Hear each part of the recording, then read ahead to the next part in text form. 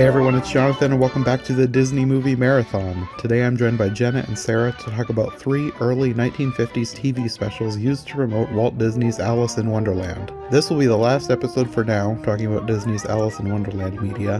There are still more Disney-related Alice things we could talk about, but in between all the movies we covered at the beginning of the year and now all the TV stuff we've talked about this fall, I think we've probably covered plenty for the time being. But we might be back sometime next year to talk about a few more things, because somehow there's still more out there. But to kick things off today, we'll start with Operation Wonderland, the shortest at only 10 minutes, and this may have been something theatrical, not televised, I'm not entirely sure. Then we'll move on to 1 Hour in Wonderland, which was Walt Disney's very first television special ever. Then we'll finish up with a special episode of The Fred Waring Show, which was a musical variety show, and for this special Disney lent them a bunch of talent including Mary Blair, Catherine Beaumont, and Sterling Holloway, so that they could put together a musical preview of Walt Disney's upcoming Alice in Wonderland film. So I don't really know what this is for. It feels like it's kind of like for television, but also it feels like maybe not. It felt to me like a short version of The Reluctant Dragon, except less cheesy and less annoying. Yeah, They make it look like such a fun, magical place to work, and maybe it was to an extent, but like that seemed like a veneer. well, I mean, Like that's kind of everything Walt did for TV promotion was very fake. Um, I'm like sure for there. instance, he shows his little train going everywhere, and that clearly wasn't, the way it actually was set up. I wondered about that, because I was thinking he had it just kind of going around outside, but it looked like it went through the whole studio. Yeah, and well, I mean, it goes on like studio streets and stuff, and obviously they need to drive on those streets. So he did not actually, as far as I know, he only had the train set up at his home. I guess sometimes he also had it at the studio, but it was more like promotion than it actually was a way to get around. Mm-hmm. Walt was a storyteller. He liked to portray himself as eccentric because the eccentric uncle who tells you stories, shows you cool stuff. But if you like to portray yourself as eccentric, aren't you actually eccentric? I mean, fair point. People who aren't eccentric, I don't know how much they actually want to be perceived that way. I don't know. Some, I suppose, some do. Some do. I shouldn't. Yeah, he did like exaggerate, I guess, like you could say that. Like, for instance, using the train to get everywhere in this short, or my favorite example of him doing something really weird is so at Disneyland, there's like a petrified tree stump that's like thousands of years old. Yeah. And when they added this to Disneyland, he said that he originally gave it to Lily, his wife, and she decided to give it to Disneyland. The implication that she didn't want a tree stump. So she gave, like kind of a funny story, like, I got you a tree stump. She's like, I will give it to Disneyland. How about that? If anybody wants to, Yeah. could I just say to the viewers, if anybody wants to give me an ancient petrified tree stump that is within the legal parameters, I will accept it. You can, because the place he bought it from still exists. But but that's actually the interesting thing was this story was debunked when it came out, like the receipts and the people he bought it from. So when Walt went there, I forgot what it's called, but it's like a petrified forest, and they sell tree stumps and artifacts you could buy. And he was looking for a big one. And he said it was for Disneyland from the very beginning. And Lily wasn't involved with the process at all. She just agreed to have it be part of the story. So it's just kind of, you like to quote unquote storytell. And I feel like this is one of those instances where he's like, I'm eccentric and I want people to think I'm even more eccentric. So I'm going to make it like I have this miniature train going throughout the studio very impractically. You didn't actually do this. Well, I mean, yeah, he would set it up, but not all the time. The more magical and fun you can make it look, aren't you going to sell a product better? And don't you want to sell the product after? Yeah, especially after you beat down that foreign version. I don't know. Well, not yet. This would have been right before beating it down. Oh, okay, okay. Yeah, you gotta market yourself. Look how magical we Yeah, are. by my But magic, not somebody else's magic. And I could see, like, part of me does feel empathetic towards him over that, yeah, I but mean it's a complicated situation, but yeah, I don't think you need to do anything, to be honest. I think if he had just let it run, no, I think everybody would have chosen to see Disney anyway. Yeah. mm, I mean, if I was there, I would have seen both because that would have been interesting because I like seeing different versions of things, but everyone is not Yeah, me. They'll usually pick one or the other. yeah, I think most people would have gone with the Disney version, especially for children if they have children with them. Hmm. mm. Name recognition, the animation. Yeah. Yeah, because the Bunyan Alice, I think, could be a little scary for kids. Um, but anyway, um, Well, we haven't gotten into yeah, the building yet. yeah, yeah. So let's ride the train into the building. Well, I was going to ask you if you knew anything about the narrator, James Melton. I actually do not. Do you know 'Cause anything?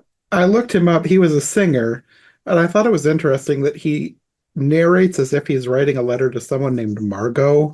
Yeah, I was interested in that too, but I wasn't really sure what the behind the scenes is.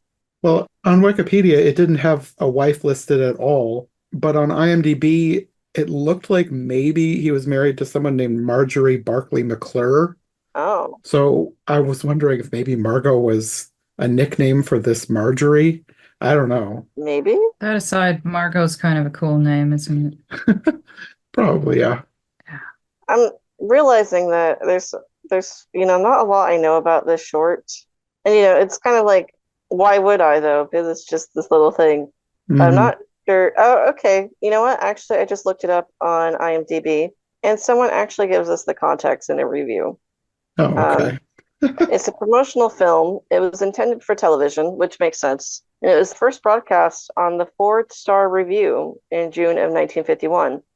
In it, James Melton narrates explaining to his daughter how Walt Disney gave him the tour of the Disney production facilities, Oh, okay. including the talent involved in making the feature film. So that makes a bit more sense. I'm not sure why Disney chose to obscure the fact that it was Ford Star Review. Maybe they couldn't get permission to use Ford's name, maybe to because this was released as part of their DVD set. Hmm. That would be my guess, maybe. Or why not avoid having to ask another company for permission when you could just do it without them? Was there a hope? This is speculation. Was there a hope that this bit could be used on more than one program? I don't know. Maybe that's also possible. Because I feel like the narrator doesn't add anything at all. Could probably take him out and put someone else in.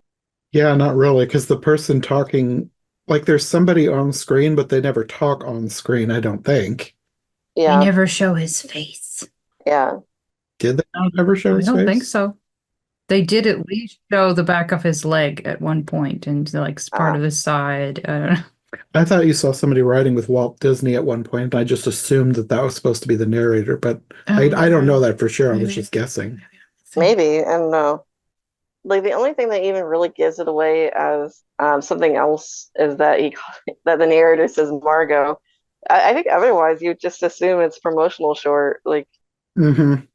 And I didn't even realize that the narrator was talking to someone right away. I was like halfway through, and I noticed he said Margot. I was like, huh? And then he said it again yeah, later. I was like, who's this Margot? It would be well known to the people of the time. well, Maybe at because least people this watching the was program.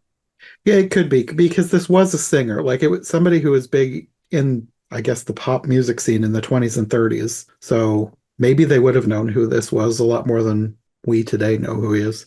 I think also at the time, people were more loyal watchers or listeners of like radios and TV shows. Hmm. So, if you're watching the Ford Star Review, you probably had already been watching it weeks prior, and maybe you knew the singer and that he had a daughter. That's possible, yeah. Yeah, I feel like like soap opera. You know, soap operas essentially were kind of the same thing where you had a company sponsoring a show. People are still very loyal listeners to soap opera or watchers of soap operas. I never got into it. Do you know anyone who is? Do they admit No, but it? they exist apparently. I mean, they're still making them, so somebody has to be watching them Somebody's because if watching nobody was them. watching them, they'd stop making them. Yeah, it's bizarre. I don't think I've ever known anyone who has been into soap operas. I think, yeah, I feel like it's probably a situation where these people who watch them just won't admit that they watch them. I think that my mother might have been. Oh I saw snippets, but you go okay, side note. When my mother worked at the nursing home in break room with the elderly people discussing whatever that I won't mention anyway, on the TV was this soap opera, and there was this lovely woman on there named Shayna, and that's how my sister got named Shayna. She was named after a soap opera character. So anyway, total rabbit trail. Total and it suits her. Like, yeah. Anyway, total rabbit trail. Nobody knows what this is gonna know what this short is about yet. What we might want to yeah, might want to continue. They were in the studio doing studio stuff. That's basically what this is. With a little train thrown in. Yeah, pretty much. I mean, like Jonathan said earlier, it's like The Reluctant Dragon, but shorter and catered to Alice. It's educational because you're seeing how they do some of the animation work, and it's a little preview of the Walrus and the Carpenter and Tweedledee and Tweedledum and the tea parties. Flowers. Oh yeah, and the tea party scene. So yeah, really, if you're wanting to pull people in, one thing. Am I jumping too far ahead if I talk about the end? No. So it's like when they're talking. I feel like for the people who hate spoilers, them showing the end. I thought I even wrote that in my notes. Yes. Like with them showing her chasing after Alice and her like nearly waking up. Like that's against the rules. I wrote like they must not have cared too much about spoilers. They were just like everyone knows the story. I'm not rabid about spoilers the way some people are. You know, I'm more okay with knowing things than probably a lot of people. I don't know. But with that was no. It was too much of the end. Yeah, because I've noticed that problem with like movie advertising in general with like trailers.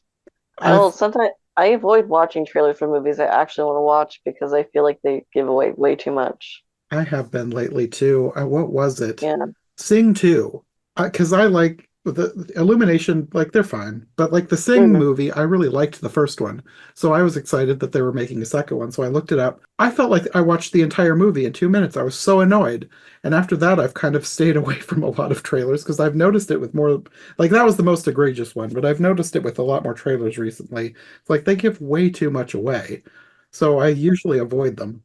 I feel like that's always been a problem though, like just in general, is they want to bring you in so they'll show you like a good joke or whatever or good, But it should be just enough.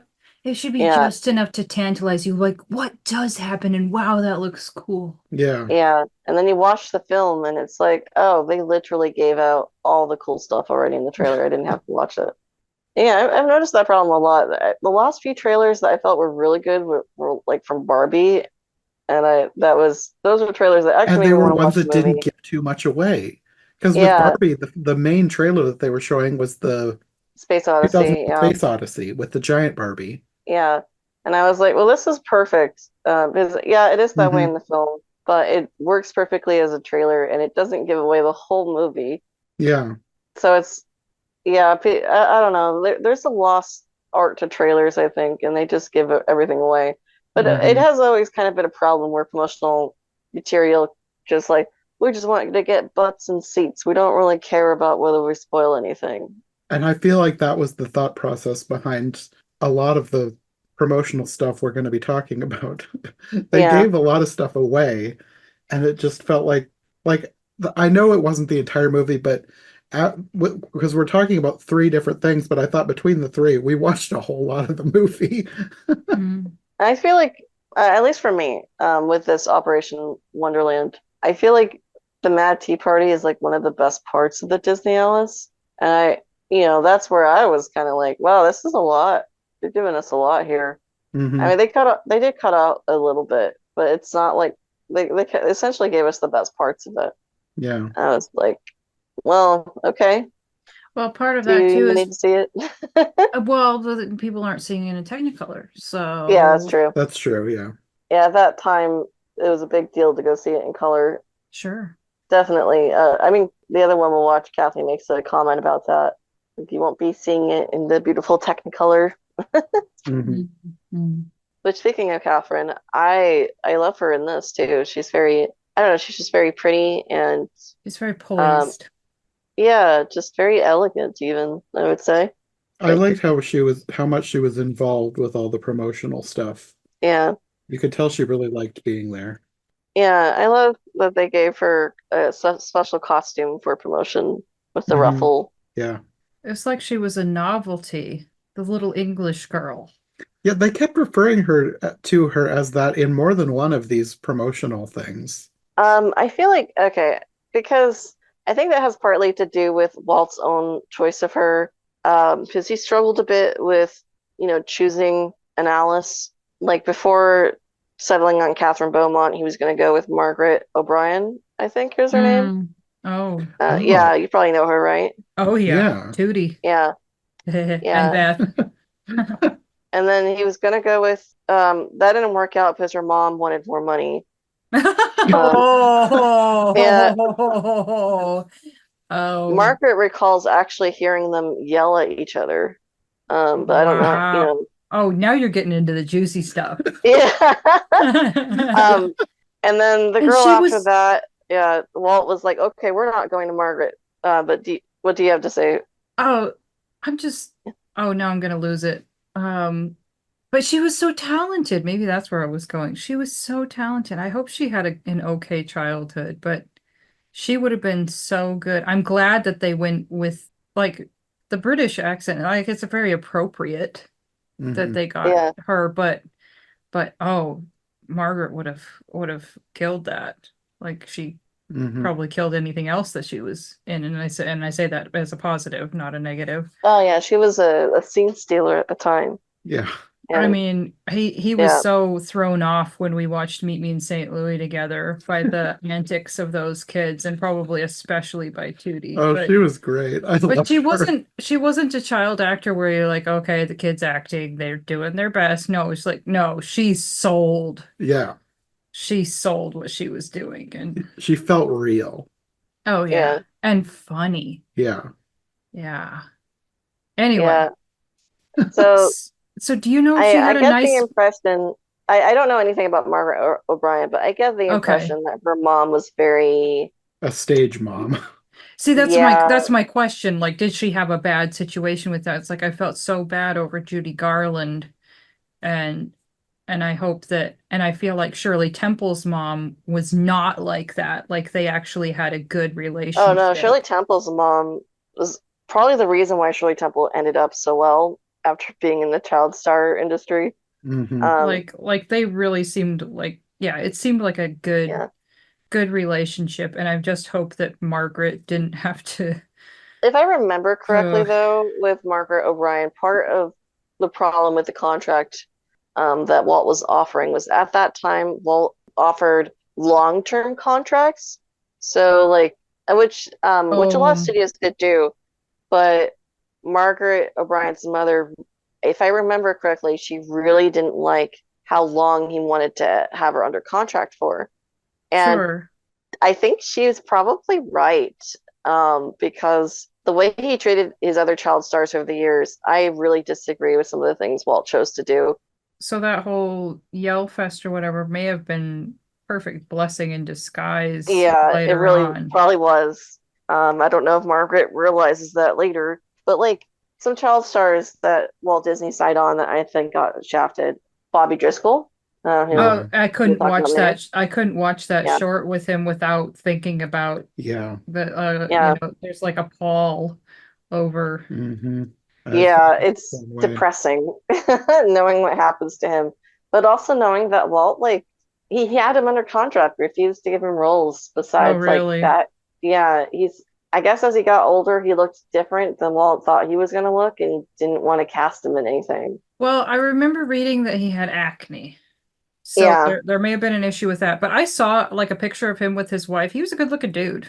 yeah. It's So not, it's not like, you know, yeah. it's like, yeah. Or the other one, Darlene from Mickey Mouse Club, I feel was really shafted over for Annette. Oh. Um, do you I don't guys think know I know about who that? Darlene This might be is. a tangent. Yeah. I wonder why. Yeah, yeah. Everybody knows. Annette, hot take, she wasn't that talented as much as Darlene was, and she couldn't sing. Oh, really? Walt actually, her singing voice is fake. Walt had to develop a way of having her sing something two times and then taking those two takes and putting them together to make her voice sound better. He What the did like, heck? yeah, Okay, so you know voice, what? I've yeah. only seen a little bit of Mickey Mouse Club, but I know Annette Funicello. I know I like to think of her as Annette Funny Jello. Anyway, um, Mm, but did he just like her face better? What's who? Because probably, but everyone kind of did, I guess, which I don't get because she's a good dancer and she can actish. So personally, I think her acting is more bland. It's just kind of, I'm here and I'm nice. Um, Now I'm curious to go back and rewatch some of the yeah, stuff that I watched of her years ago. yeah. Darlene, the triple threat. She can act, she could sing, she could dance, everything. I'm And looking her up now.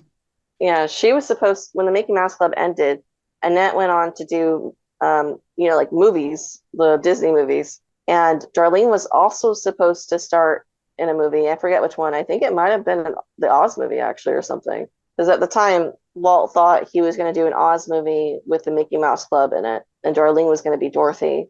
Hmm. And then she did like a tour, and then he just decided to do nothing with her. Is this like But is this a case of her energy not melding with his? Because I'm looking at her and she's beautiful and from what you're saying, very talented. yeah, I think for some reason, I know later some people did criticize her for having a bad attitude, but from what I could tell, that developed later during the Mickey Mouse Club reunions when I think she kind of had a reason to have a bad attitude. um, Why is she as so far as upset? yeah, as far as I know, like she had kind of had a reason to be salty. Um, but anyway, because Walt was like, actually, never mind. I'm not going to put her in any movies. However, I'm not going to release her from her contract because essentially he wanted Annette to succeed. He didn't want any competition for Annette. That is so mean. It is. It's awful. And the only thing she did was she let her do records, and that's it. But nothing like super talented. It was like, those like books where you listen to the record and you read along, like those kind of read along books for Disney movies. And I think she Hmm. did let her do one album, and the songs are kind of eh. And he had her under contract for a really long time. But by the time that she was out of it, it's like Darlene who, Mm. Anyway, my point being, Margaret's mom was probably right on the money in not trusting him to treat her daughter well. And I say that with love for Walt. I don't think he saw the child stars as people. I don't think a Um, lot of people Oh back then the saw little kids yeah, as people. oh the irony.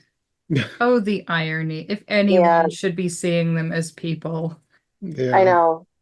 By the Yeah, way, dear listeners, Darlene is still alive. She's 83. So if anybody wants to send her flowers and tell her how great she was, she was in a bit of trouble there.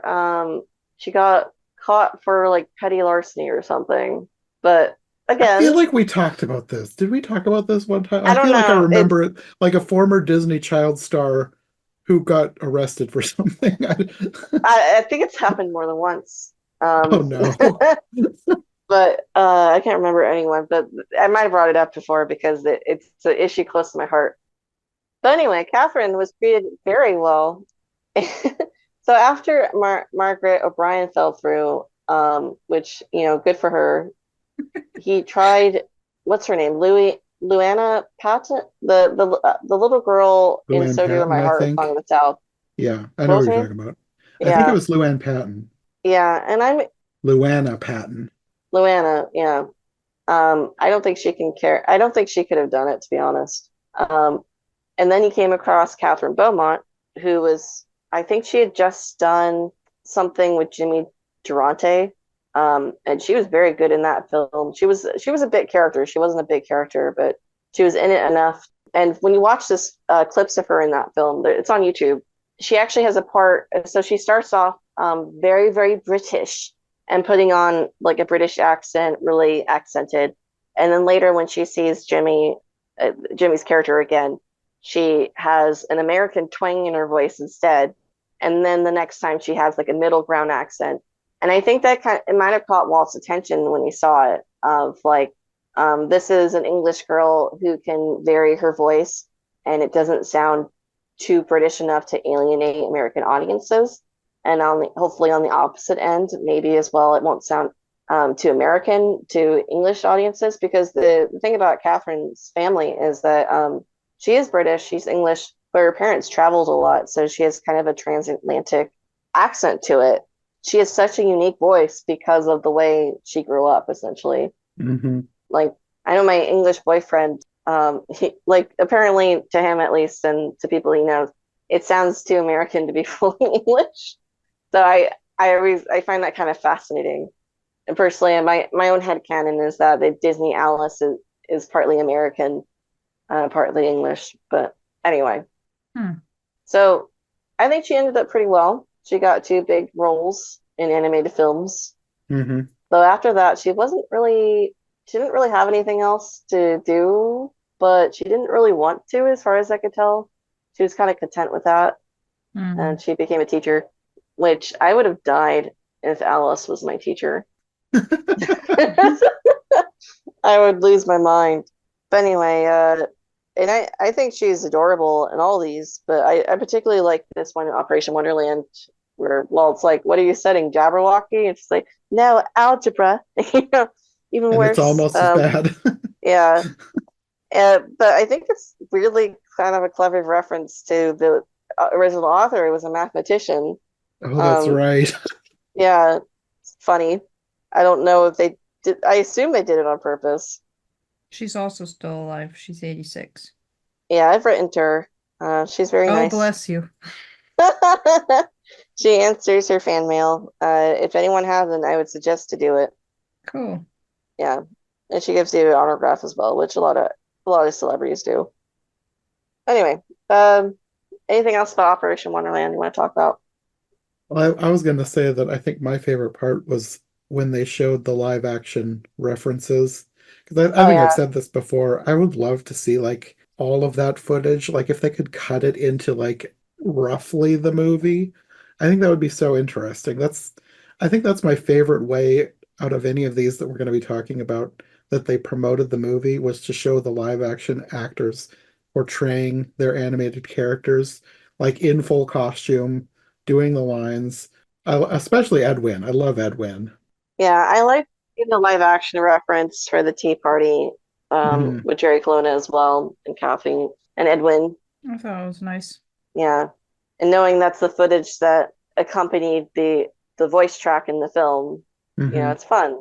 Yeah. I wish we had like all the live action footage.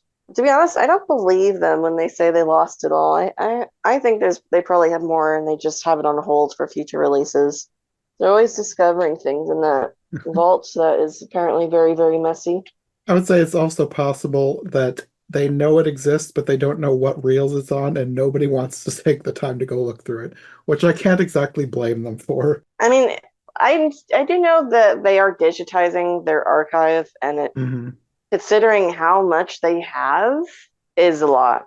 But it's like, really? That's really all that you have, or these clips that were used in promotional materials and that doorknob one that they had on as a special features behind the scenes thing on a DVD set. I'm just like, I don't know. It feels like you probably have more. Though over time, I do kind of wonder if it might be a situation too where they deteriorated and maybe they don't want to Oh acknowledge yeah, that. that's possible too. Film doesn't Yeah. last forever if it's not fully taken care of. Well, even if it is, it'll deteriorate. Yeah, Disney's very like not transparent about that kind of thing, I think. Mm. So, yeah. Yeah, that's all I have to say about Operation Wonderland, I think. Yeah, my other big note was I was gonna talk about the spoilers, but we got that out of the way right at the beginning Yeah. because I wasn't the only one to notice apparently. Mm. Sorry, I just realized we all had directions as our last names. I thought about that the other day. I was like, how did that never cross my mind? Are you west? Yeah, I'm Jenna West, and you guys are North, so that's funny. Together North we make by Northwest. north by Um, northwest. So if we yeah. ever review that one together, no. That would be a very random reason to review a movie. Yeah, get two norths, so you have north and northwest. Yeah, So exactly. Well, that's funny. All right, I'm ready for 1 hour. is this the one with all the kids and the Yeah. Yeah, this one starts out as a Coke commercial. oh I didn't realize it at first. I was like, oh yeah, this is the era where the commercials were just baked into the programs. Well, they sponsored it, so Yeah, 1 hour in Wonderland, sponsored by Coke. and it was Coke was ever present in this thing. Do you want drugs in your drink? Here you go. No, this I'm is pretty sure that was already done by this time. yeah, probably. I think it was anyway. I'm no expert on that. Maybe depending on what crowd you're in. All right, so we jump into it. I think maybe we already did. Yeah, I guess so. So really quick, I think the really interesting thing about this, I don't know if you guys realize that this is Disney's very first time doing their own television program ever. Hmm. And I think that's really neat because you could kind of say this paved the way for, Disney ended up becoming a big name in television. They got their own channel and, programming blocks and yada yada. So it's like, it's a pretty neat piece of history to be like, oh, wow, you can trace it all from this special. Hmm. Okay, that's good to know. I didn't Yeah. realize this was the very first Disney special. Yeah. Also, in comparison to every other early TV thing I've seen, which isn't very much, I'm no expert, but I've seen quite a few early TV stuff from like the 50s, especially in regards to like Alice's. Disney is so like perfect and polished compared to other TV programs that I've seen. Hmm. It's kind of weird. Like I'm more used to like the Disney polishing, and then when I do see like a live TV program from the 50s, it like throws me off. Especially if you've seen like the 1954 Craft Theater Alice, which is kind of a mess, Hmm. which I'll bring up a little bit later again. And so it's just kind of like I don't know, it's just very interesting, like the contrast of how a lot of early television was so like brand new and very loose. And he's just coming in with like film polishing and want everything to be done a certain way and edited. We're not doing this live. It Hmm. must have seemed pretty magical, I bet. Maybe. So you mentioned Craft Theater. Did that also have Edgar Bergen? Yes, that's what I was going to bring Okay, up. because Yeah, when I started watching this, I was like, I feel like Sarah and I watched something years ago that we were going to do an episode on, and we never did, that had Edgar Bergen and Charlie McCarthy. yes. And I thought, well, maybe this was it. But then that started happening. I was like, no, I have never seen this. So that must have been the thing we watched years ago, and then never did an episode of Wonderland Wednesday on.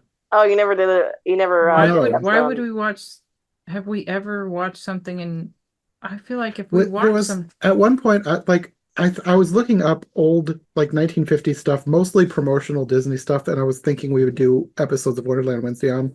But I think that was probably 2018 when I was thinking about transitioning into podcasting, and I kind of just got out of doing Wonderland Wednesday as often, and then we just never did it. life interrupted maybe. Probably, yeah.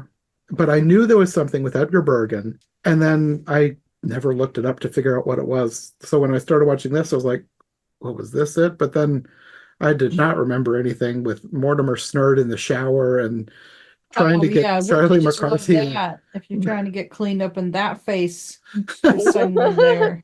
So for anyone listening without any context, though, after this, in 1954, Edgar Bergen starred in the Kraft Theater television production of Alice in Wonderland, where it's essentially Alice in Wonderland with Edgar Bergen and his puppets or I shouldn't say puppets, dummies, just inserted in the story. It's very weird. I like his dimple. And then it's worth a watch, but it's We should try and do that because I had yeah. planned on it one time years ago. We should maybe the three of us can do that sometime in the future. That would be interesting. But let me tell you, I first watched that in like a television archive because it wasn't available to watch outside of the archive at that time, and that was weird. I was like, "What am I watching right now?" At some point, a man goes in front of the camera. Like he didn't realize the camera was there. Um, just a lot of goofs. I can see why Walt would be annoyed if that something like that was taking place on a live set. So it's kind of fascinating that Edgar Bergen has been in two separate Alice things in the 50s. Hmm. So obviously one was more Alice than the other. Yeah, this had a lot less Alice than I expected. Yeah, can I just say Charlie McCarthy is such a creepy character that That's I what don't I think would thought. ever fly nowadays. I'm gonna I remember he was in Fun and Fancy Free. I don't remember him being a creepy little perv. yeah, Weren't they trying to like put him off as younger than he actually is? And I wondered, but he looked like he's like 40.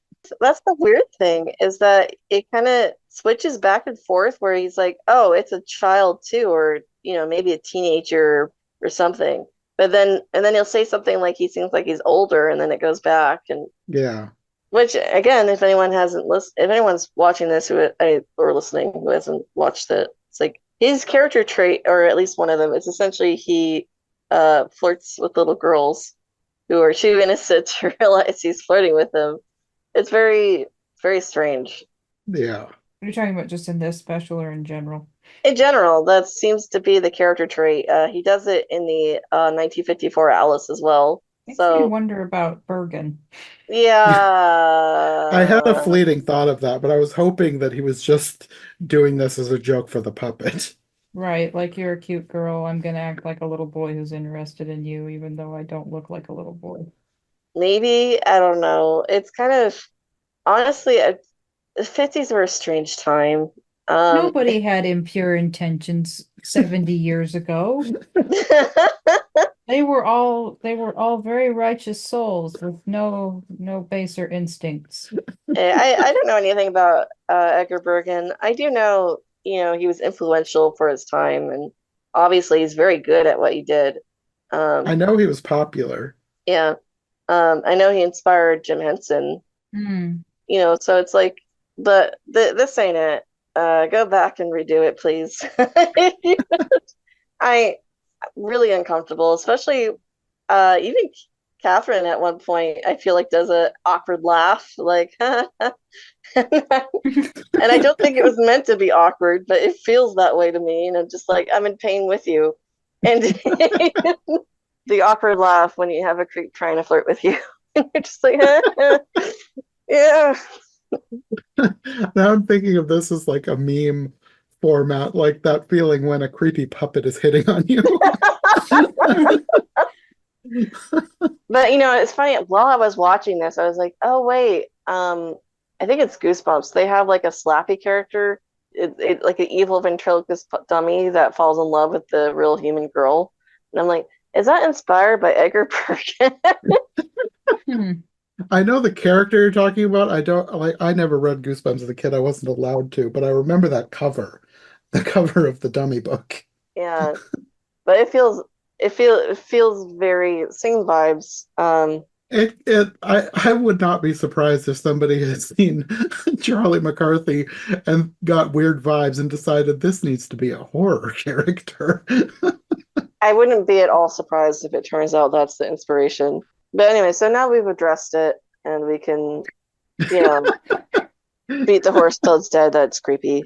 Um, I will say, so Charlie seems to be the favorite dummy, and Mortimer Snerd's kind of off in the corner. I will say I did actually laugh quite a few times at Mortimer Snerd talking to the I creepy did doll. too. I thought he was way funnier. He's just a little weirdo, and I liked that. Oh, I like that he's apparently doesn't realize he's talking to an inanimate object because he is also an object. So he's just talking to a doll that never speaks back. Um, and I don't know, something about that was really funny. He had a few good lines. Did he have the car sick line? I don't remember, but that was funny. Yeah, he kept acting like he was retching out the side of the vehicle. Yeah. I also like the scene where he does the mirror, mirror on the wall, who's the fairest one of all, and the mirror says, "Art thou kidding?" I actually laughed at that. Yeah. Oh, the mirror is Hook, by the way. That's fun. Oh, Yeah, Oh, the okay. same actor. thank you for that. Yeah. How did you feel about the mirror? He's funny. Um, I don't think he fits into the lore very well of Disney overall, but it's funny. I don't know if I'd say it's cute. It's just It's definitely like cute. I did yeah. laugh at the fact that he was insulted when they compared him to a television, and then after one of his scenes, he said it was done without the aid of vulgar knobs, tubes, and aerials. And then also to use a common expression, I'm pooped. Like, but yeah, it is kind of funny. They have this magical mirror in their possession and they just use it like a TV. Just use a TV, my dudes. But that would be less theatrical. That's true. Walt needed a reason to do the monologue, I suppose. But I just thought it's fun that what's his name? I think it's Hans Conried. Oh man, I might be Yeah, wrong. But that sounds right. yeah, I think it's fun that he's in this and Bobby Driscoll's in it, who becomes Peter Pan. I went, well, they were probably working on it at Oh that yeah, point. 100%. Walt was already thinking about the next picture. I didn't realize that he was the voice of Peter Pan. Bobby Yeah, Driscoll? Hmm. but that was his last big role, wasn't it? Yeah, it was, I think. I don't know, I might be I think it wrong. was his last role for Disney. Yeah, before Walt essentially was like, I can't use him in anything. He's too, Pimply. yeah. I need to look it up. That's what makeup's for, right? Oh yeah, he did Treasure Island as well. Forgot about that. That was actually pretty controversial, apparently. I learned later. Treasure Island, he was illegally doing Treasure Island. So that's fun. What was illegal about it? Um, so I guess in the UK at the time, they had like after World War II, they had like profit from playing their movies in the UK, but they had to put the money back into the UK filming industry. So that's when Walt decided to start trying live action. So this included like Treasure Island, The Sword and the Rose or whatever. And I've read Robin Hood and His Merry Men. And I think there was supposed to be another movie, but anyway, essentially, he needed to hire an English cast and crew, and he brought Bobby Driscoll there to be Jim Hawkins in Treasure Island, and apparently he was there illegally, and they fined Disney and I think it was Bobby as well for working without like permission. So yeah, that's interesting. I don't know very much more about that. It's just kind of weird. He was supposed to be in one of the other live action films, but Walt didn't want to tempt fate again. Hmm. I didn't know that. Yeah. Yeah, Peter Pan was essentially his last big role, like just looking at his filmography, like everything else never heard of. Hmm. So did he go to work for other people after Walt, or what happened there? Good question. Yeah, he has a bunch of other credits afterwards, but I think it was just mostly like an episode of a TV show here and there. I Yeah. don't know that there were any more big movies. He also did some stage stuff and radio. He was a busy kid at the time. So he turned primarily in the mid-50s, his acting career began to decline, and he turned primarily to guest appearances in an anthology TV series. And during a project meeting following the completion of Peter Pan, Disney stated that he now saw Driscoll as best suited for roles as a young bully rather than a likable protagonist. Driscoll's salary at Disney had been raised to $1,750 per week, but Driscoll had little work from 1952 on. In March 1953, Driscoll's additional 2-year option had been extended, which would have kept him at Disney into 1956, but was canceled just weeks after Peter Pan was released theatrically. a severe case of acne accompanying the onset of puberty, explaining why it was necessary for Driscoll to use heavy makeup for his performances on dozens of TV shows, was officially provided as the final reason for the termination of his connection to Disney Studios. So, anyway, anything else we have to say about 1 hour in Wonderland? Oh, did the people should know that Coke is a health beverage and that they should stock it all the time so that when anybody comes over, you can give them Coca-Cola. Oh yes. Yeah, this is an According educational program about, and I learned how a good host always has not diet, sorry. I drink Diet Coke, but they should always have Coke on hand for hosting. I mean, it's practically a vegetable.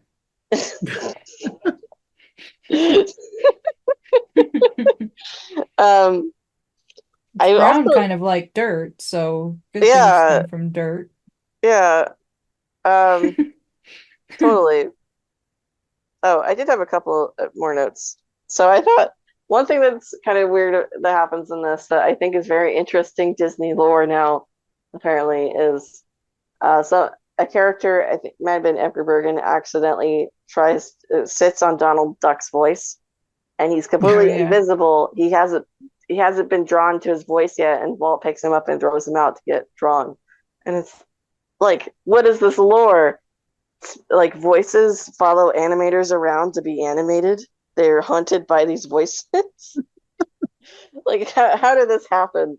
How That does this work? that confused me. I was not sure what they were going for there. I think they were doing it to try and make a joke about the crossover between voice acting and ventriloquism, but it just Yeah, didn't make a whole lot of sense. it I didn't. didn't think about it that hard. Yeah, I'm pretty sure it probably was a ventriloquist thing because it came right after he was talking about throwing his voice, right?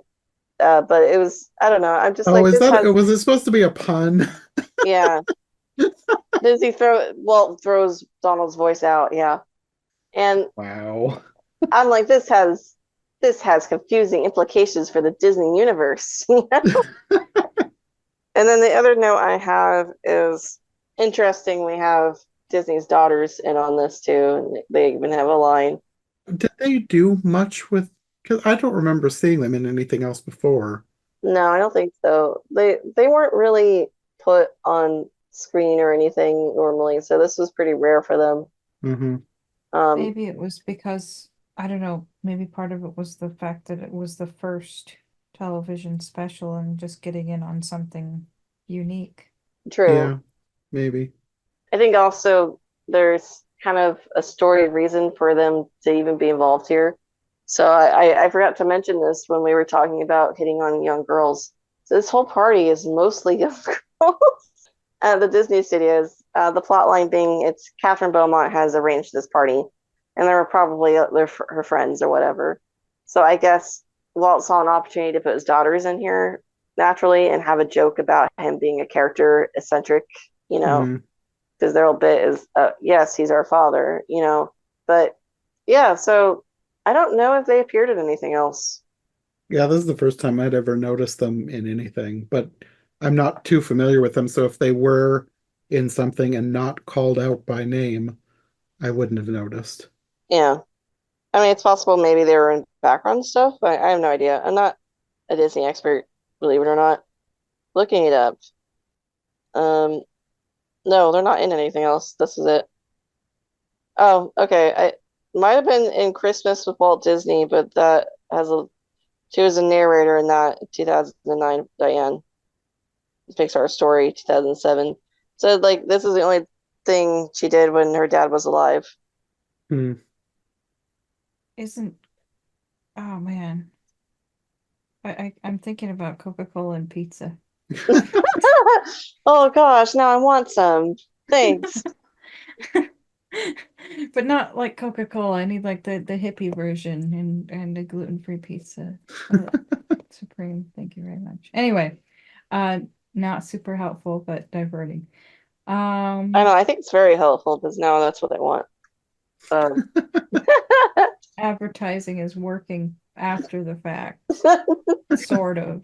just goes to show you, sponsors, that your advertising can work years after the fact. They might be proud. Yeah. I feel like there are other things that could be said about this that I'm not thinking of right now. I mean, one of them being, for the people watching this special who may have seen Snow White in theater, how much opportunity would they have had to relive that scene that they played again? So that was Oh probably yeah. special for people, for We peepers, for people. we should talk about that. Like that actually would have been a really big deal. I wondered that with specifically Snow White, but I think all of the things that they showed were probably something that nobody had had an opportunity to see again Yeah. after it had been in the theater. Yeah, like Which would think about it. This is think, like the first time Snow White was on TV. Mm. It's kind of nuts. like, if I could time travel, I think it would have been cool to see the premiere of Snow White. Oh yeah. And that probably meant so much to different people back then to have to relive it that way a little bit. Hmm. Was yeah, that was probably pretty cool. I think, Yeah. in terms of like Disney history, at any point being a 90s kid onwards, we're spoiled, right? Mm. We get to watch Disney movies anytime we want. Hmm. Did this special come out in 1950 or 51? I think it was 1950. And then Snow White was that 38? I think it was I think 37. so. 30, 37. So like you could conceivably have people who were kids who saw that and have now grown up getting to see a little bit of it again. yeah. I think Snow White did have a re-release at some point between that. Yeah. I don't remember when that. I wouldn't know when that was. Hold on. Actually, this is interesting. When was it? Re-releases. Because Disney films in general were very unique for having re-releases. Were there any other films that happened to? Maybe Wizard of Oz? Like them actually playing it again in the theater. Yeah, before television. See, that would absolutely stink if you go to the theater and you love what you saw, and okay, never gonna see that again unless you live 70 more years and they start putting it out. On Wikipedia, it says Snow White and the Seven Dwarfs was first re-released in 1944 to raise revenue for the Disney studio during World War II period. That makes sense. They were really struggling during that time. It says this re-release set a tradition of re-releasing Disney animated features every few years, and Snow White and the Seven Dwarfs was re-released to theaters in 1952, 58, 67, 75, 83, 87, and 93. I remember the 1993 one, not actually going because I was only a year old, but like the amount of how excited people were about it, and there was so much merchandise and everything. It was big. Hmm. But yeah, so like people who saw this clip, they hadn't seen it since 1944. It's like 5 years-ish, six. I'm dumb. 6, 6 years. That's a at long least. time. I could watch Snow White right now if I wanted to. I could leave you guys and just watch Snow White. Easy. So I do feel like we kind of don't have the context of how big this probably was at the time. Yeah, Just see clips of people's favorite Disney films. yeah, that's true. Because when I was watching this, I was thinking, like, why do we need to see all of these clips of all of these things? Like, because I'm going into this expecting Wonderland. It's Yeah. called 1 Hour in Wonderland. And like halfway through, I was like, I've been watching this for like 30 minutes, and we just had them talking about Alice at the beginning, and now we're watching Snow White and a Mickey cartoon and Song of the South. It's like, Did anybody else find that Mickey cartoon to be one of those slightly frustrating things? The clock Like one? sometimes, like some things are funny, some things keep you engaged, and other things you're like, oh, come on. Come Yeah. on, just get it together, make it stop. I feel like that's a lot of early cartoons. Yeah. Yeah, I can see that one being a little bit more frustrating though. It's like up there with Mickey Mouse cartoons, but it's not the best one. I'm kind of surprised they chose it when there's like better ones. I guess it's okay because I don't know if I'd ever seen it before. Maybe I might have seen it before. I had it on a tape when I was little. I don't know that I'd seen it, but the Pluto cartoon is the one I know I'd seen. Did it have Yeah. been something if they'd called out Steamboat Willie for this? Actually, that would have been I feel like that would have been specialer, but Like with all the Yeah. parents or whatever. I remember that. Walt's like, I want to relive this cinematic masterpiece I did. Play Steamboat Willie. His daughter's like, oh no, not this again. But yeah, I feel like not the greatest choice of the Mickey Mouse cartoon selection, but I guess anything would have been impressive. I might have to watch Steamboat Willie tonight. Well, there you go. I have to eat pizza because of what you said. Now you have to watch Steamboat Willie. Oh man, I don't have any pizza at home. Anyway, but you enjoy it and think I live of by a me. pizza place. I'm very fortunate. Think of me. Anyway, Yeah, what kind are you gonna get?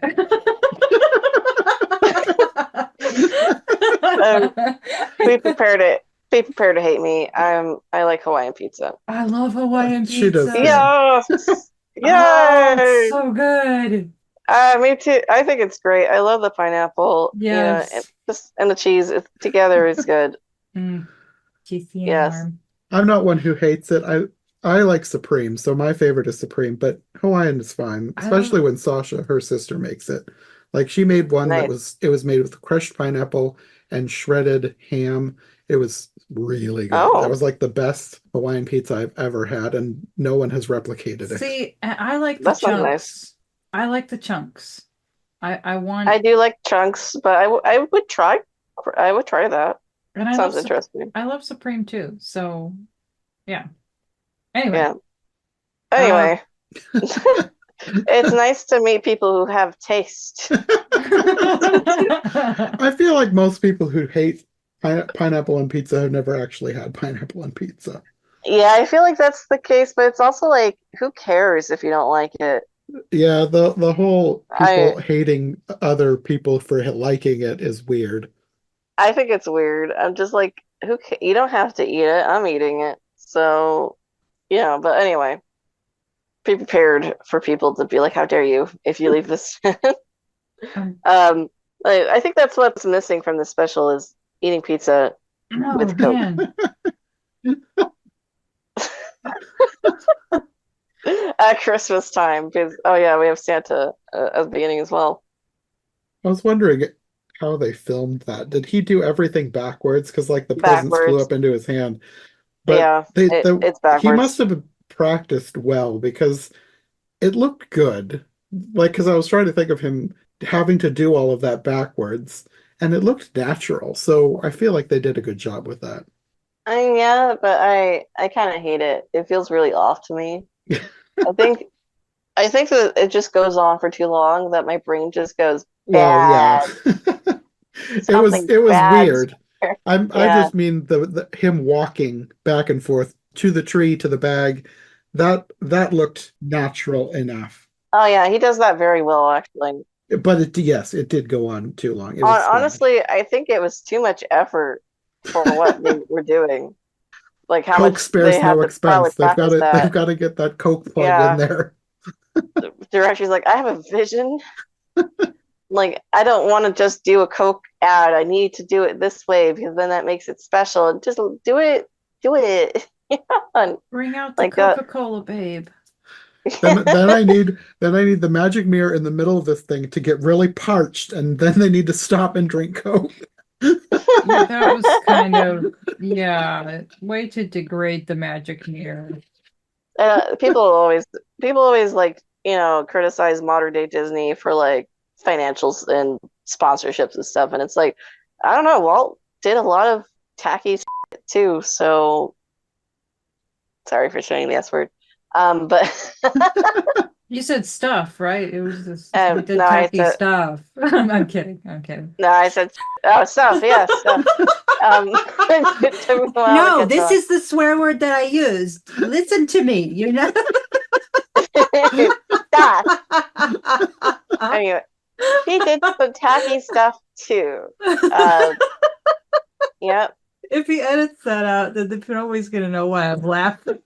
I can put a beep over it.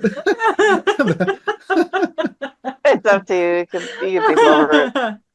Or I could do another take, I suppose, if you want. No, it's fine. I think it'll Okay. be funnier.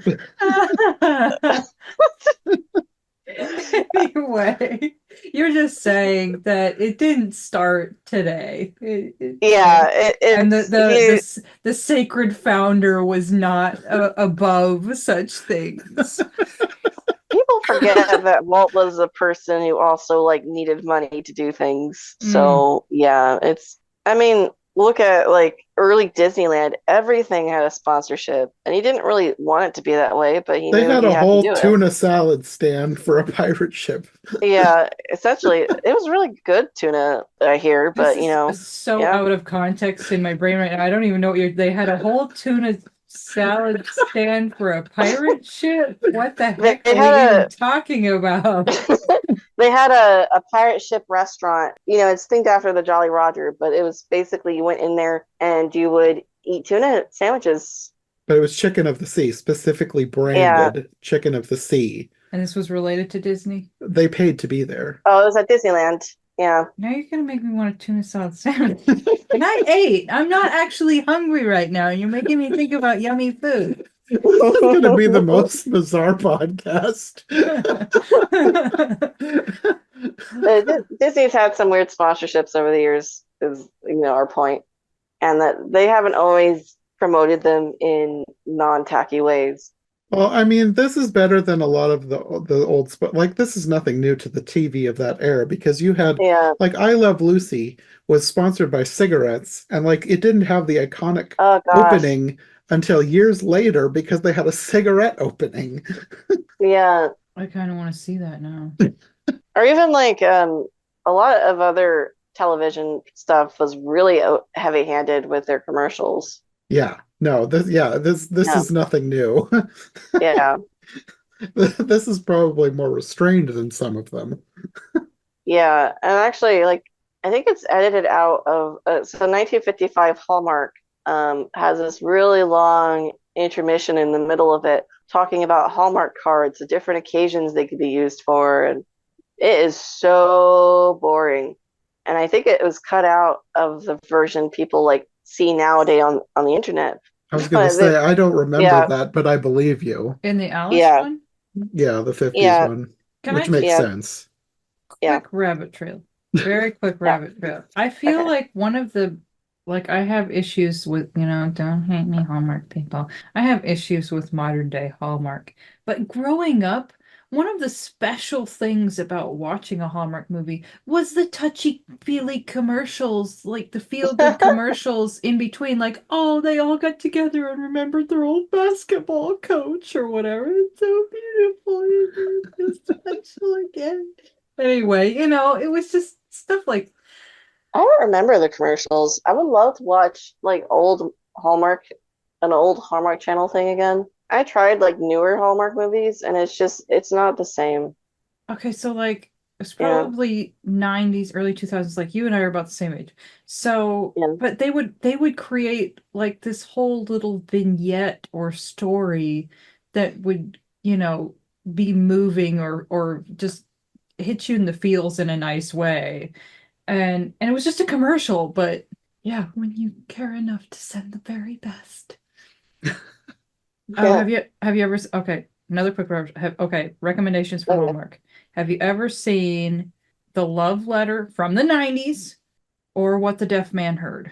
That's definitely no, I haven't seen either of those. Okay, What the Deaf But Man most Heard. of my Hallmark channel is like my mom watching it and me kind of like sitting there on the couch also watching it, but not really like knowing what I was watching. And maybe don't watch The Painted House because that's not going to leave you feeling good at the end.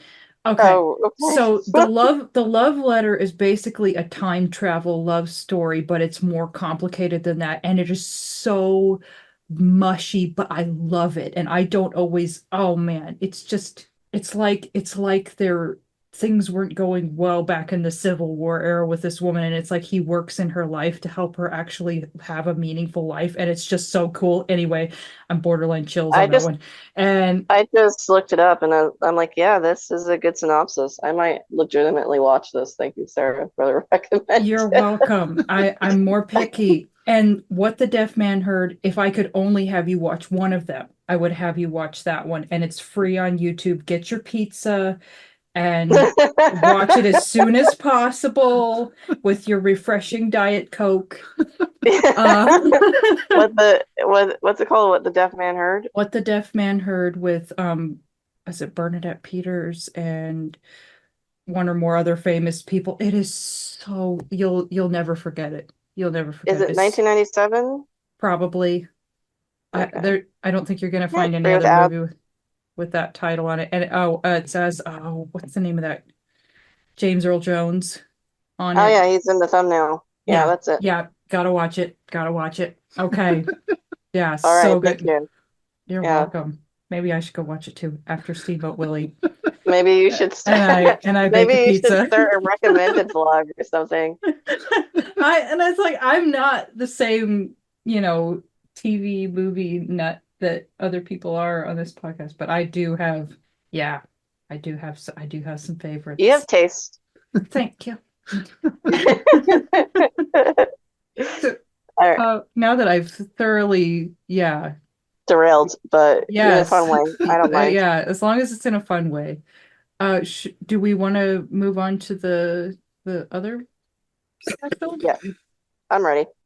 Well, I don't think we'll have too much trouble not talking about delicious beverages with today's sponsor.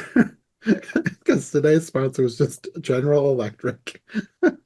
To keep your We could Coke talk cool. about refrigerators. Yes, that keep your leftover pizza and your Coca-Cola nice and frosty Where cold. else am So I going to pull my nice cold beverage out of besides my General Electric refrigerator? at 4 a.m. when you found again that you can't sleep, you know where to go to your General Electric refrigerator.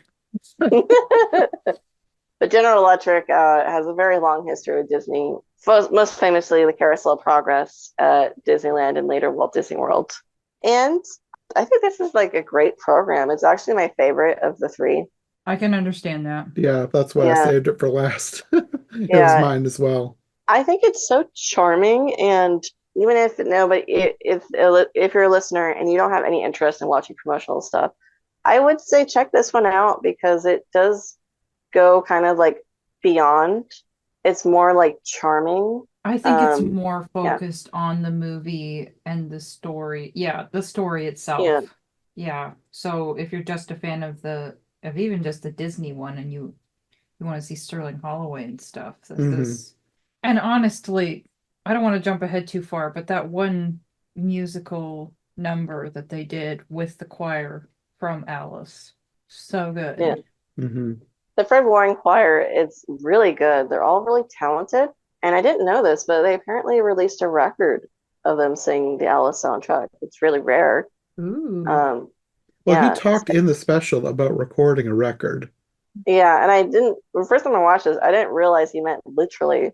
It seems kind of strange, though, right? Like, you're not part of the movie, but you're going to record a record. It probably seems strange now, but I would guess that maybe it was a little more common back then, especially for somebody like him to release something like that. I don't know. Like I'm not extremely familiar with this kind of thing, but I would assume that since you can't buy a VHS tape or a DVD at that time, a record would be the main way you could have a piece of your movie memory. Yeah, I actually don't know when the first like actual Disney Alice soundtrack came out. I have one, like I have a vinyl of it, but it's a modern one. I know they did like see and read and listen stuff later.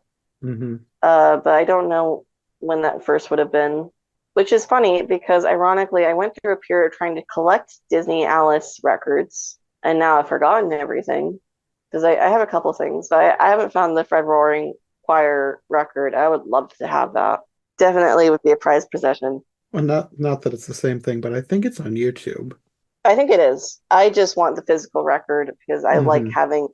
It's weird. I'm not really an audiophile person, but I really love the sound of like vinyl records being played with a record player in person. And there's something about watching it turn.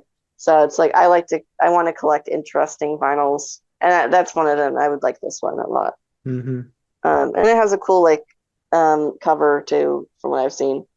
Anyway, so neat piece of history. If you ever catch your hands on one, is actually probably valuable, and a lot of people don't know about it. It's kind of specialized information. Yeah, and I think this was another big deal about going back to the program itself. This is the premiere of the soundtrack, so it would have been like Mm. it's kind of nuts, really, because we're so used to the Disney Alice soundtrack now, Hmm. but this would have been the first time anyone heard anything of it.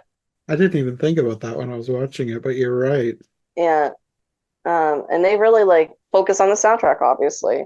Yeah. Well, I think like with the was there a little there was a little bit of musicality, wasn't there, with the or was it Well, I think they had maybe the not, unbirthday song.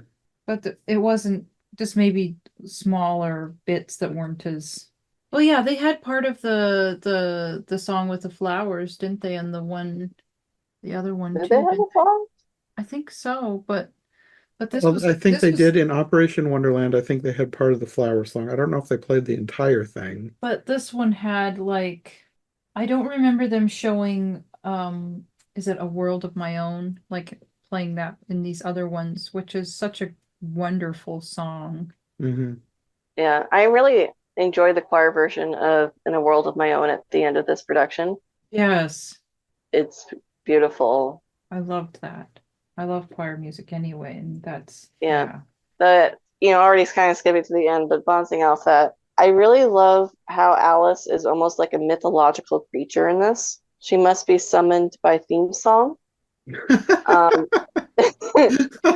her her role in her spiritual endeavors is to look curious at things, and equally as mythological, she must go when she is wondering and sent off with another theme song. So I don't know. I just enjoy how Alice is depicted here.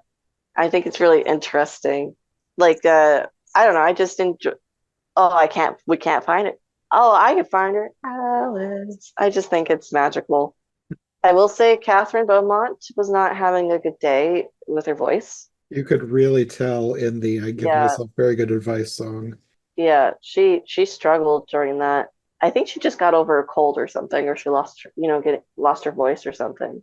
Hmm. And I think it's the cold though. But she does really, really well regardless. She just acts like that's not. She's a professional. She acts like it's not a problem. Her voice is Hmm. fine, which is good, obviously. I think if I had not known in advance, because like I don't know if we talked about it in an episode or not, but I knew from talking to you that she had a cold in this special. Yeah. So I was listening for it, but I only really, really noticed it in the I Give Myself Very Good Advice song. And I think if I hadn't known that, I think I would have chalked it up to it being an old television program and audio quality wasn't that great. Because Mm. other than the sound of her voice, she gave no indication that she was not feeling well. It's actually like really impressive for a child actress Yeah. to trudge on like this. Like, the show must go on. Hmm. I'm going to act like I do have my voice. And yeah, she does a great job. I love her in this special, and just like lacking how much we have of the live action reference. I love this special in the context of being able to see her act out her Alice, Hmm.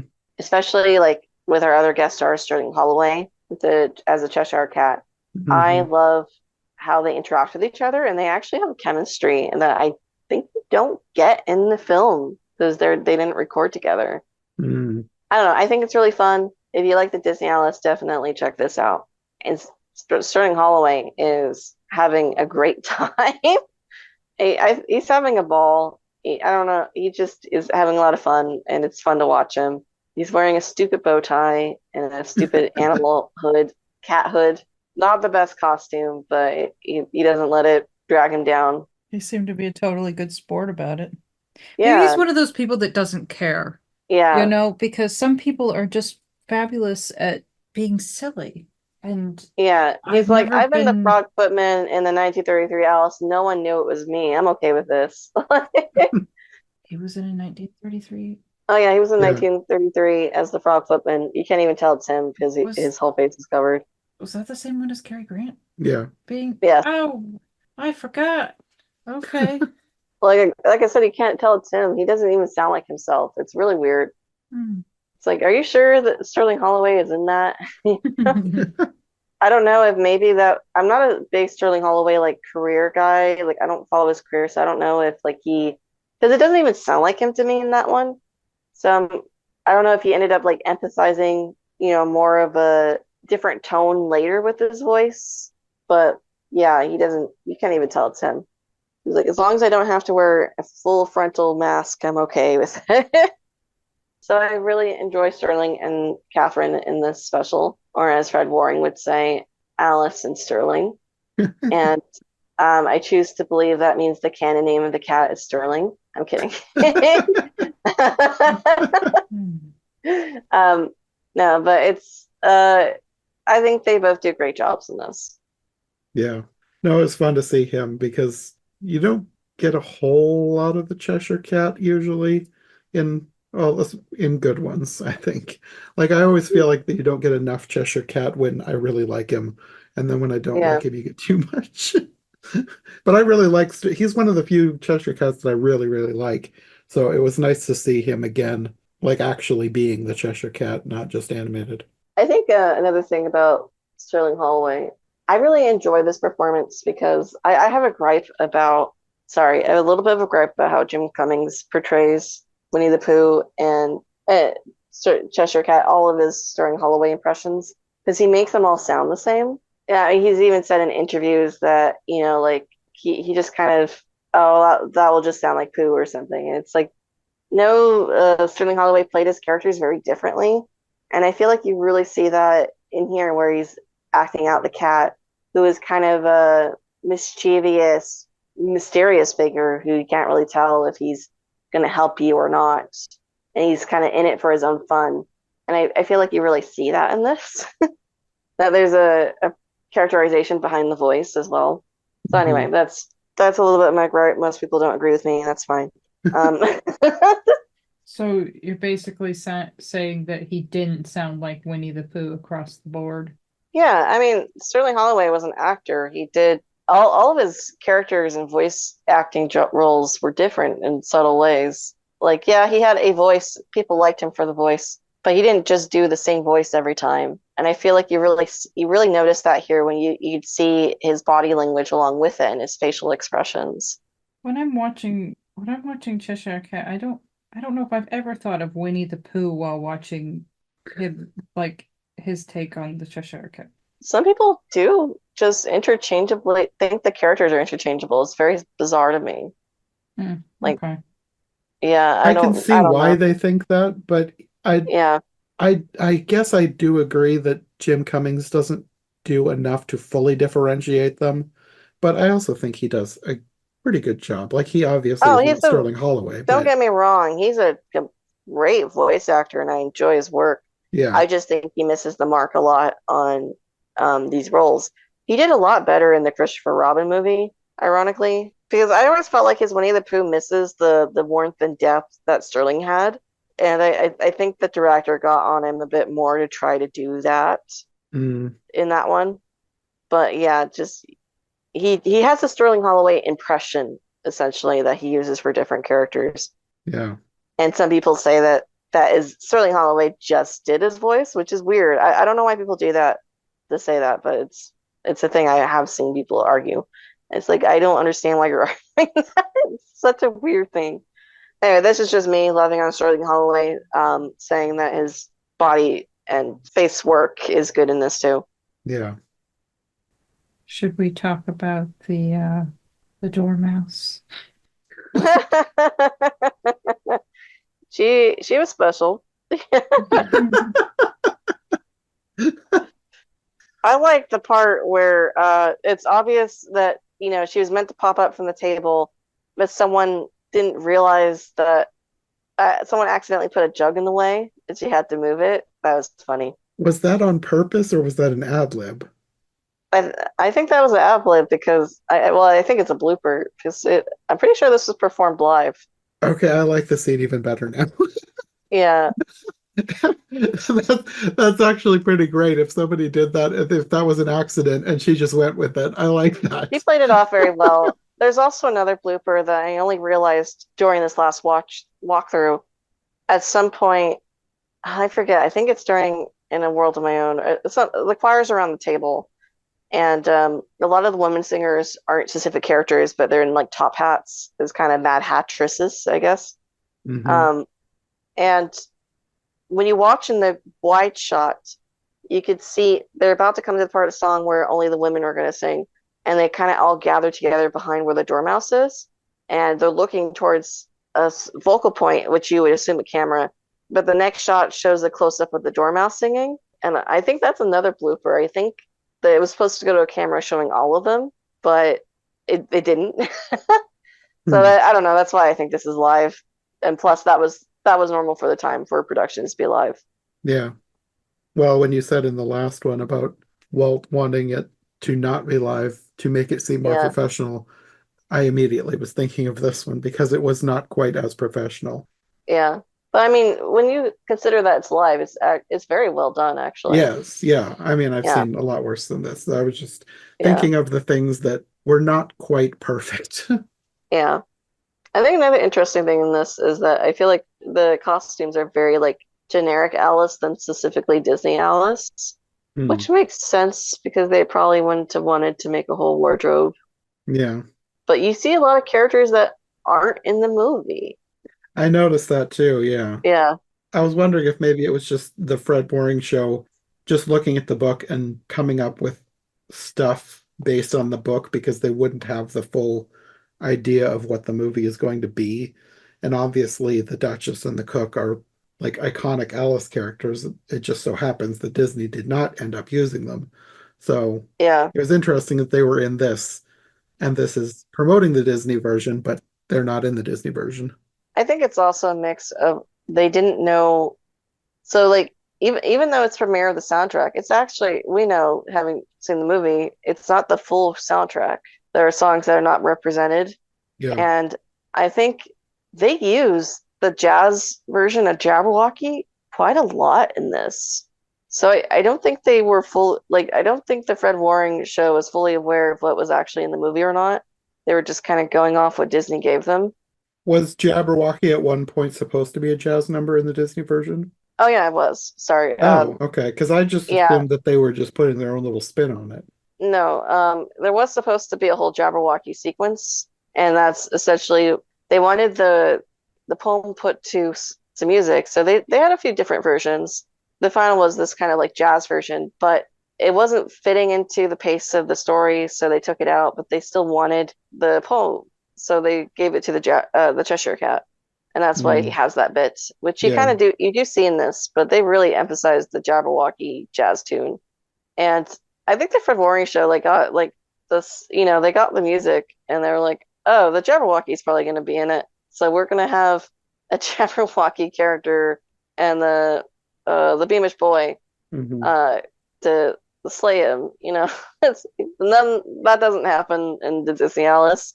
I think what's also curious in this, which you don't see in a lot of Alice's that are actually trying to adapt the story, is they have three queens: the Queen of Hearts, the White Queen, and the Red Queen, which is pretty funny.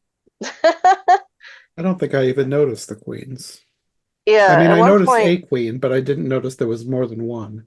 There was a lot of background characters, so wasn't picking them all out. yeah, at one point the Red and White Queen are like leaning against each other sleeping, Oh, and okay. one of them would bop their head up to say a line, the other one would do it the next line, and Alice goes between the two. And I think it's a reference to the part of In the Looking Glass where Yeah. Alice is, with the queens when they fall asleep. Hmm.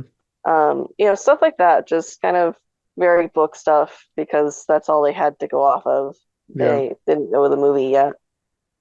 Oh, another thing about Jabberwocky is I wrote this down, when they talk about the poem later with the mirror and stuff. They actually call Jabberwocky a language, and I thought that was really interesting.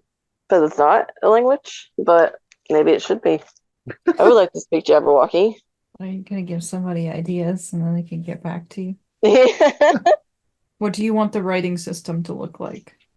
I think it should still play with like reversed writing, like in the Looking Glass book.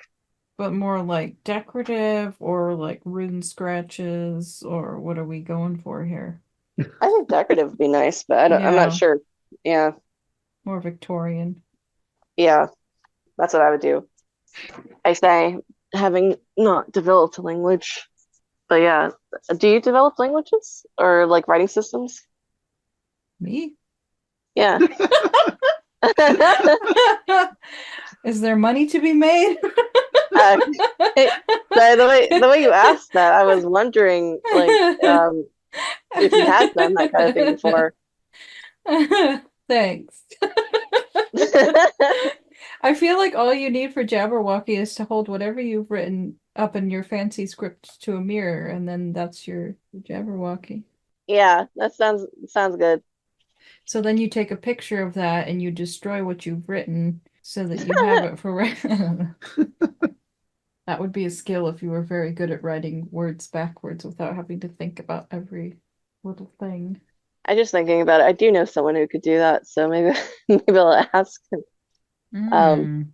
but anyway, so The only other thing we really didn't talk about was apparently the sets were by Mary Blair because they oh specifically yeah, thanked her. they thanked her quite a few times. Yeah. Okay, Really big deal, apparently. here's another thing. I feel like it was the last one that we watched together that we talked about first tonight, where there were these drawings for Alice in Wonderland that were not the final style, but the art style was adorable. Did Mary Blair do those?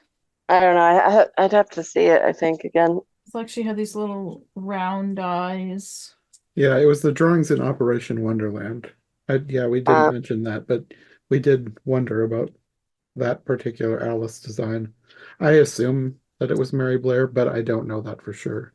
I'd have to look at it again, but like there's a pretty big chance it was probably Mary Blair because she would do minimalized styles. Hmm. Because sometimes it was more about the colors of a piece than it was about like the actual character and the character's just there. Yeah. She actually experimented quite a lot with like different styles of how she did her characters. And Alice was one of them. She did quite a few different styles for Alice. Not, because it wasn't really about what Alice would actually look like in the film. It was more about how she would look in the environment, I guess to say. Hmm. So Mary Blair did a great job on the sets for this. I kind of wonder who was responsible for I assume it was her who was responsible for the idea of putting the Cheshire Cat in like a standout with the head missing, so Sterling could be there. Kind of wonder if that was her idea. Seems like her, but I don't know. That was a good idea. Yeah, I say like it seems like her, but I don't actually know that much about her to be honest. But she was very, very talented, obviously. Yeah. Gorgeous work. I would actually like to see a film like actually animated Mary Blair style. I think would be cool. Yeah. I think I was talking to Katie about that because we talked about the reveals from D23 and the stuff for Frozen 3.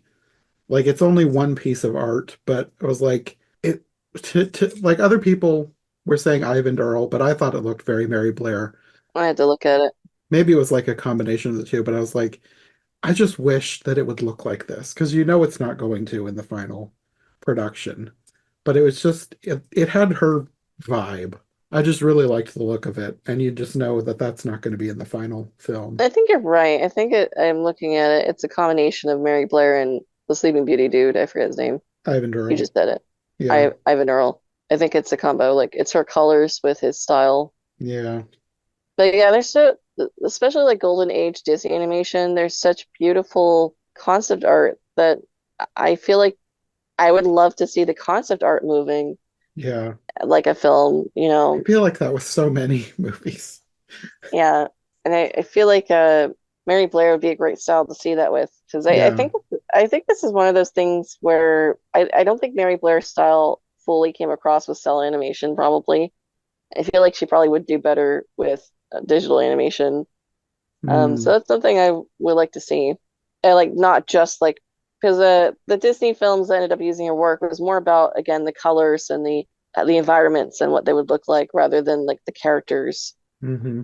So I'd like to see it like all full circle with the characters design as well. Yeah. So it was probably her. Yeah, I really I thought at the end the In a World of My Own song, I thought the line they alter it a little bit. Things a child can understand.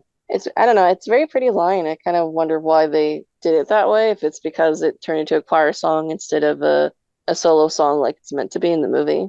I guess that's the point to talk about line alterations in general with these songs in this promotional material, like the Very Merry and Birthday, you get the Merry Very and Birthday to Us, to All. Yeah, that's what I was just gonna say. That I wondered if it was the Fred Waring show taking creative liberty, or if these were earlier versions of the songs, or shorter or longer versions of what became short songs for the movie. Yeah, I don't know about the things a child can understand, but I do know that it appears the A Very Merry and Birthday additional verses, I guess for lack of a better word, were Disney because these lyrics actually pop up in other versions over time. I thought that they sounded familiar, Yeah, but I knew they were not from the movie. yeah, but this is where they quote unquote premiered too, was these alternate lyrics. Hmm. But like when I became very familiar with the alternate lyrics was one of the DVD releases had like those old DVD games, and it had like a Mad Tea Party with a live action Alice and Mad Hatter and like three kids. And they do A Very Merry and Birthday, and it includes these alternate lyrics or Hmm. additional lyrics. And that was like my first time that I've been exposed to them, which is a fun thing to watch if you're ever into that. And I think it's also in a lot of songbooks. I think it's in Alice in Wonderland Junior as well. So it pops up. I'm not sure why they wrote these. Maybe some of them were supposed to be included in the film, and they just decided, nah. Yeah, I just really, really nice production. I liked it. I always enjoy watching it again. And it was sweet. Good to see Sterling. Yeah, Yeah. Sterling and Catherine. I really liked them together. I'm glad that they were You mean chosen Alice to and do this. Sterling Yes. or Kathy and the cat? Yeah. That's like a good title right there. It does actually. That could be a children's book. Ooh. Are you into writing? I could do the illustrations. And we'll make millions of dollars and we won't have to worry about anything ever again. Oh boy. Um,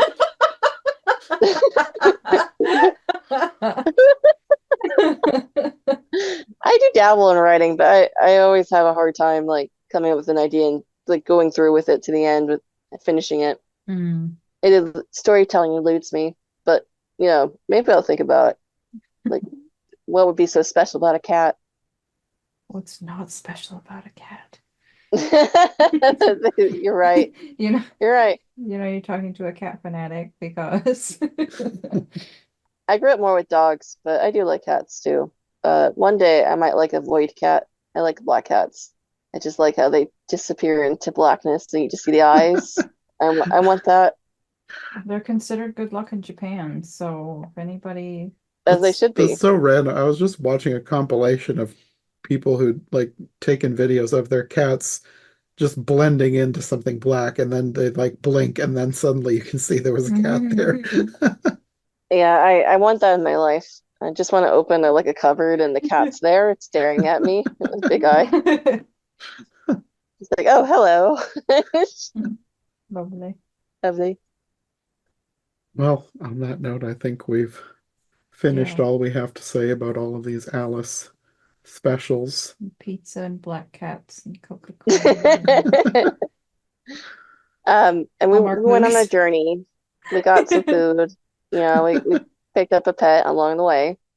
So yeah, and you finally finished Disney Alice, For now. Is there unless you wanted to more? do that DVD game.